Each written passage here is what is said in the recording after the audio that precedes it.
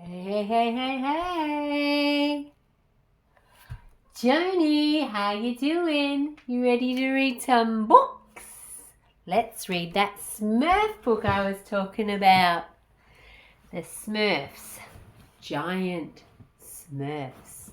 Anyone read that book? Hope you're doing well. I hope you're enjoying the channel. Don't forget to like and subscribe. And don't forget to say hello to the Joan. So we've got strawberry here. Strawberry here. Strawberry here. Okay. So many strawberries. And our little mushroom guy. Or should I say big mushroom guy. No, toad. Toad. Toad. Not a mushroom. Why did I think you were a mushroom? A little bit odd, that is. A little bit odd. Anyway, let's read the book. Giant Smurfs. Alright, hope you can see it okay. And I hope you're having a good day or good morning or good night, depending where you are. Don't forget, I'm here in Australia. Australia's a pretty cool place. But so is everywhere in the world. Everywhere is different. But travelling is so much fun. And do the Smurfs like to travel? I wonder if they do. Let's have a look. Giant Smurf. Are you ready for that, Joan? Yeah, I'm ready. Oh, good. How if I sit you up there, little one? You good? Don't stress yourself. What are you doing? Dress yourself like this one. Look. Where's his top gone? Like he's only got pants. Here we go. Let's read the Smurfs. For several weeks there had been a heat wave. Oh, so hot, so hot. Where the Smurf lived. Remember back in Australia a few weeks ago, we were boiling. Nobody budged in the village. Oh, that's what we're all looking like. Sitting around, doing nothing, just trying to get cool. Even greedy Smurf had lost his appetite. The temperature was scorching. Another word for hot, hot, hot, hot, hot. Farmer Smurf courageously tried to save his crops. But oh dear, there was just less and less water for his plants. Brainy Smurf only dreamed of one thing, a big glass of red currant juice. That would be nice, wouldn't it? Nice big drink juice. Catt Smurf, it's a bit like me, Miss Catt. They are all smurfed, Farmer Smurf cried, on finding a field of dried up bushes. Clearly the situation was becoming dangerous. Catt Smurf, as in catastrophe. Catt Smurf. It's a catastrophe. Look, everything's dried up. There's no food. Papa Smurf decided to make a super fertiliser to save the crops. It's a fearsome product, he said. I've only tried it before on the field of sarsaparilla. But Brainy Smurf could only think about his red currants. Whoop! What are you doing? In spite of the heat, Smurfette asked Hefty Smurf to lift up some stones in her garden and take them to the pit.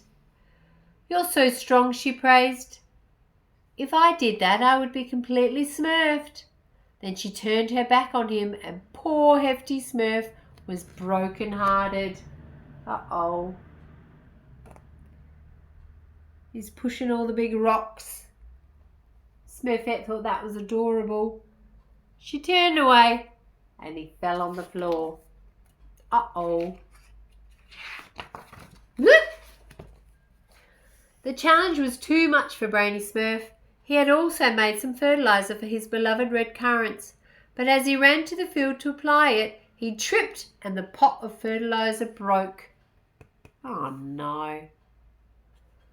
So not only is he dropping stuff, he's now breaking stuff. Smurf and re-Smurf, he groaned. I'll have to make some more. He hadn't realised that behind him Hefty Smurf had been splashed with the fertiliser and had become gigantic. Oh, I see. So the fertiliser, you might have seen your mum and dad put some food in the plants that makes them grow big and strong. Well, that's what fertiliser is. And he spilt it and it's gone on top of Hefty Smurf.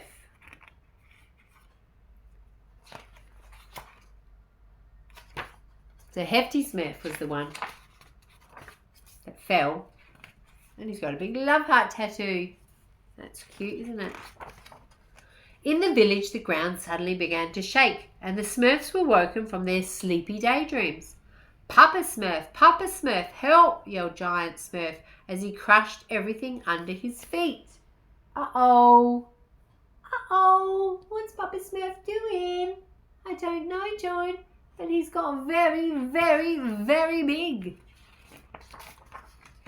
I don't know what has smurfed me, he moaned. I was at the pit when some drops smurfed me on the head. Book! I must have warned Papa Smurf. I must warn him, cried Smurfette. But Brainy Smurf stopped her. He was frightened of being told off. Don't tell, Brainy Smurf saying. Don't tell. What have I done? You have to smurf on the bright side of things, he said to Hefty Smurf. Now you are truly the strongest of Smurfs. You can smurf everything you want. So he's trying to make it a good thing that he's now gigantic. I have an idea, cried Hefty Smurf. I've always dreamt of smurfing Gargamel, a good lesson. I'll smurf his house with my feet. His friends begged Hefty to be a little wiser, but he didn't listen. There he is. He's run off to have a chat with Gargamel. Even as a giant, Hefty Smurf was still smaller than Gargamel, but he wasn't going to give up on his idea just because of that. Wizard, you're my prisoner, he shouted. I'm going to smurf you as far as the village. To the village? Now there was something that really interested Gargamel. You're going to take me to your village? He's thinking. Now, wouldn't that be nice? Despite all the efforts, the terrible wizard had never succeeded in finding Smurf Village. Therefore, he pretended to be very afraid of Hefty Smurf, who pushed him into a big sack along with his cat, Azrael.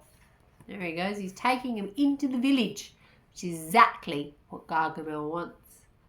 Meanwhile, with the handy Smurf's help, Papa Smurf had created a catapult to spread the fertiliser across the field of sarsaparilla, but the terrified Smurfs had just interrupted his work. They're all a bit like scared. What's going to happen when Papa Smurf finds out? As you might have expected, Gargamel had got out of the sack. He had overcome Hefty Smurf and imprisoned him. Instead, with a horrid cry of laughter, he hurled himself in pursuit of the Smurfs. Oh no, so now Gargamel has put old Giant Smurf in the bag and he's running after those little Smurfs, all ready to gobble them up, just like the fox in the other book. It's my fault, groaned Brainy Smurf. I shouldn't have smurfed that fertiliser. I'm beginning to understand what has smurfed, said Papa Smurf. But I have an idea that will get you out of this terrible trouble. Pretending they were bullfighters, the Smurf advanced on Azrael the cat. They annoyed him so much that he jumped straight into a dead tree. While he was dazed beside the tree, Papa Smurf watered him with fertiliser. Oh, okay. What's the old sneaky plan has Papa Smurf got? Does that mean old Azrael's going to become giant? Azrael, where are you? You stupid animal, you grotty animal, you flea bag. Seeing the size of his pet cat as he walked towards him, Gargamel regretted his insults. Oh dear, my dear little kitty, I'm not going to be angry with you, he said in a shaky voice. I'm not going to be angry with you. He's funny, isn't he, Joan? He's like, oh no. Big cat on the loose. Too late. Azrael had decided to avenge himself after having to put up with Gargamel's insults and bad behaviour for so long. He furiously chased his master up and down the hills. Luckily for Gargamel, the effects of the fertiliser on living beings wore off with time. It was only necessary to stay at home and be patient. The big old Azrael ain't gonna be big for long. Hefty Smurf didn't have to wait so long either. Thanks to an antidote made by Papa Smurf, he recovered to his normal size instantly. It was Brainy Smurf who now wished he were a giant. To punish him, Papa Smurf made Brainy Smurf repair all the damage he had caused in the village. Because Giant Smurf had crashed down all the houses and made a big fat mess. That old Papa Smurf said, "You can fix that up now." The end. Well, at least Gargamel didn't go and catch those Smurfs, because that would be sad, wouldn't it? Oh, that would be so sad. It would be very sad indeed. Okay, well, another Smurfy book for some smurfing around time. So we will leave that for now. We'll say goodbye to our friends. Bye-bye. And we'll say goodbye to you. And yes, I've got to write. How about a word? What word are we going to write? What do you think? Papa? How about Papa? Papa Smurf. P-A-P-A. That's an easy one. So let me press pause and I'll be 2 seconds.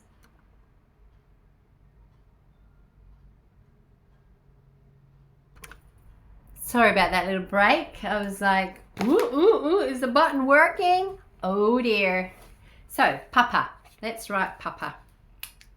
You like Papa? Some people call their grandfathers Papa, or their dad Papa, or Italians might call their dad or grandpa Papa.